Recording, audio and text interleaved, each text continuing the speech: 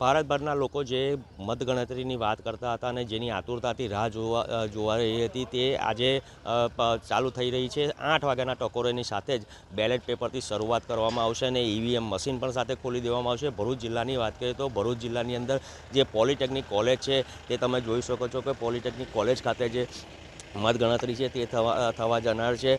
Police બંદોબસ્ત જોઈ શકો છો, ચુસ્ત પોલીસ બંદોબસ્ત મૂકી દેવામાં આવ્યો છે। નર્મદા મૈયા બ્રિજ પણ બંધ કરી દેવામાં આવ્યો છે વાહન વ્યવહાર માટે અને લોકો માટે। અને જે ખાસ વાત કરીએ તો જે નર્મદા મૈયા બ્રિજ છે તે અંકલેશ્વરને જોડતો બ્રિજ છે તે પણ બંધ કરી દેવામાં આવ્યો છે। જે નીચેનો રસ્તો છે ત્યાં પણ ચુસ્ત પોલીસ બંદોબસ્ત મૂકી દેવામાં આવ્યો છે। સવારે 8 વાગ્યાથી જે મતગણતરી છે તે શરૂઆત થઈ જશે અને લગભગ નહીં તો બપોર સુધીની અંદર રિઝલ્ટ આવી જાય એવો અનુમાન લગાવવામાં આવી રહ્યું છે। ભરૂચની સુરક્ષાની વાત કરીએ તો સુરક્ષામાં જે પોલીસ બંદોબસ્ત છે તે ચુસ્ત પોલીસ બંદોબસ્ત છે। વહીવટીતંત્ર દ્વારા પણ સારામાં સારું આયોજન કરવામાં આવ્યું છે। આવનારા થોડાક જ કલાકોની અંદર મતગણતરીની શરૂઆત થશે અને કોણ જીતે છે કોણ હારે છે તે તો જોવું રહ્યું, પરંતુ ગઈકાલની વાત કરીએ તો ગઈકાલે મનસુખભાઈએ પણ પોતાને 3 લાખની લીડ જણાવી હતી કે મને 3 લાખની લીડથી હું જીતીશ। ત્યારે ચેતર વસાએ પણ કહ્યું હતું કે હું 50,000ની લીડથી જીતીશ। તો આવનારા સમયની અંદર કોણ કેટલી લીડથી જીતે છે અને ભરૂચનો તાજ કોના માથે જાય છે તે જોવું રહ્યું। કનેક્ટ ગુજરાત, ભરૂચ,